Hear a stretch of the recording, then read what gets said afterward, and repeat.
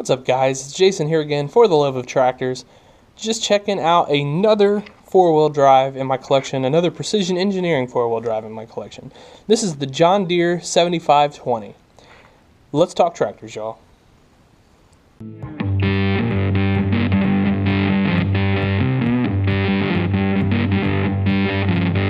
Alright, so the 7520 by John Deere. So these were made from 1972 to 1975. So, we're pretty early in terms of four-wheel drive.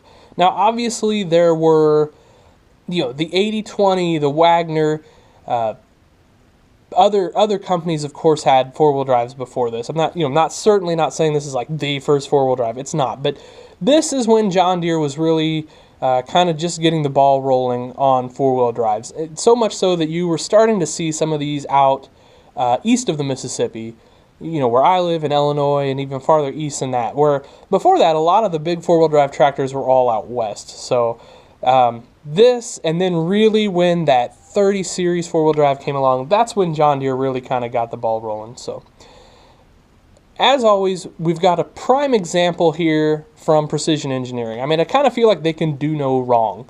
I haven't seen a tractor yet of theirs that I was disappointed in, and this one certainly does not disappoint. So the quick and dirty story behind this one, I was at the St. Louis show, and that's basically where I'm able to get all my Precision Engineering tractors, because that's about the only show I get to go to and that Don from Precision Engineering gets to go to.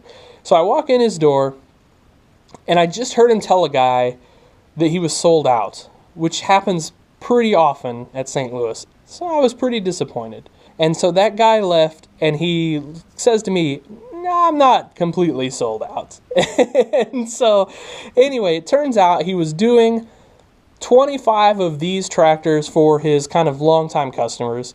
And I think there were some different variations on it and whatnot, but I chose this one because I kind of instantly fell in love with it. I love the tires, the way the exhaust is. I love that there are no fenders, because you can on a 7520 you can get clamshell fenders front and back. No fenders. I think it just kind of adds to like the raw, tough old school four-wheel drive look. So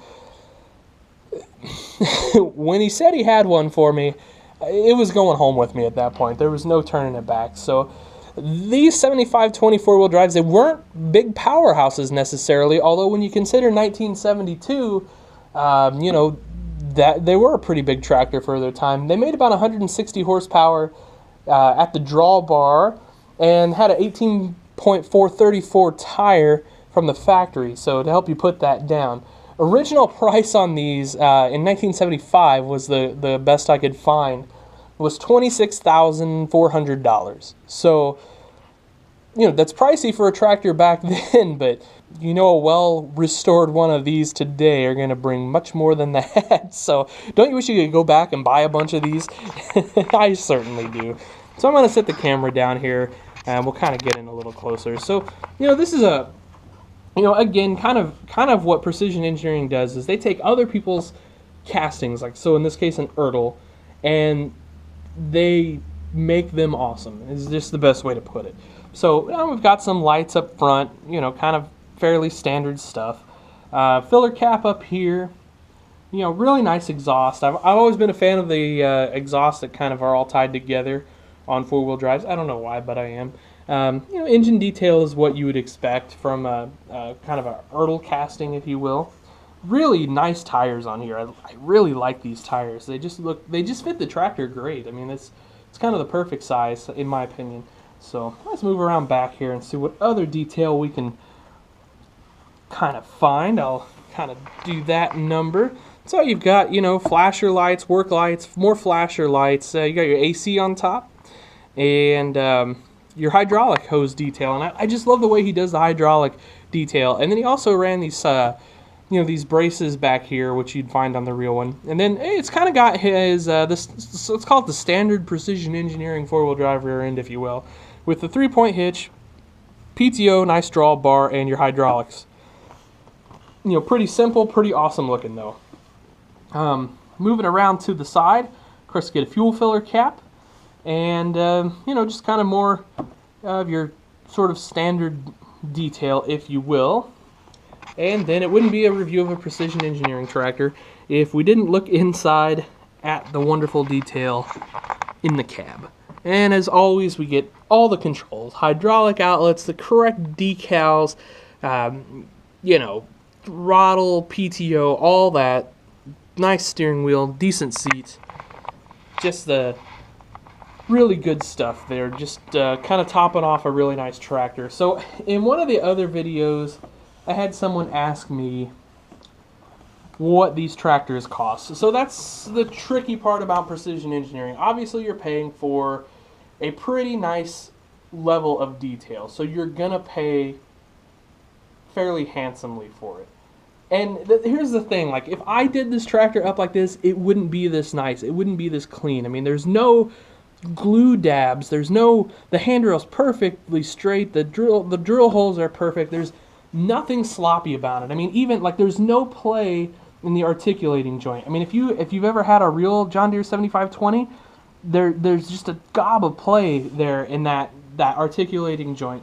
None of that. And so you're paying for this meticulous attention to detail. So you're gonna pay, let's call it $400 plus. Now, you might be able to find some deals under $400 occasionally. It happens. I certainly have. But you know, you gotta kind of play. If you're gonna have high end stuff, you've got to pay high end price. And obviously, I don't even know if this is high end. I've seen four-wheel drives, hand-built four-wheel drives, sell for $3,000 plus. So at $400, I think this is a killer tractor. And I also had somebody ask me about the investment value of these. I'll be honest, I don't see farm toys as an investment. And the reason being is someday a lot of the guys that want these are going to be gone. And then my question is, as our country loses more and more farmers, will there be anybody else that want these? You know, obviously there's guys like me and obviously you guys watching these videos that love these. But I just don't know. So I don't think you'll ever get hurt. I think if you pay $400 for one of these, you're probably going to be able to get $400 out of them. Some of these go up in value a lot. I've seen some precision engineering pieces that, you know, are skyrocket in value, depending on make and model and how many they were made and all that stuff. And that's the way it is with any toy. So